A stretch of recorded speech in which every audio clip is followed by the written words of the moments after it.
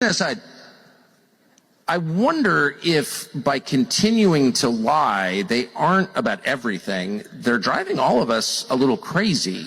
Well, this is why your faith is the most important thing.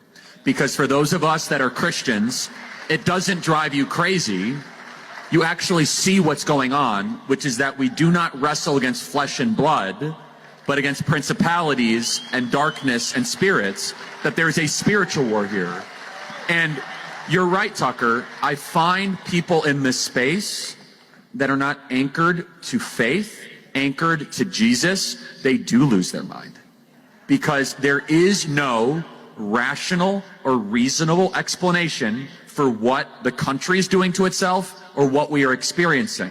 But if you then see and you know that there is a God and we are not him, that there is an entire dimension of angels and demons and spirits that are constantly struggling around us, and that there is a supernatural dimension, as you mentioned, all of a sudden, that does then make sense.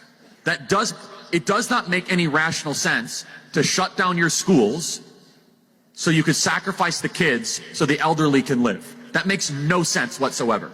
It makes no sense whatsoever to keep your marijuana dispensaries open and your alcohol shops open, but the church non-essential. Only a demonic enterprise would do such a thing. Only a demonic enterprise would say that Easter and Pentecost are non-essential, but race rioting and burning down a Wendy's is essential activity. And Tucker, you talk about this a lot. For those of us that know the truth, we know that our God is a God of order and distinction. What is the first thing that God did? In the Hebrew scriptures it says, well, and also our scripture in the original Genesis, Bereshit, which is in the beginning God created the heavens and the earth, and then he separated and he made sense, he made order out of chaos.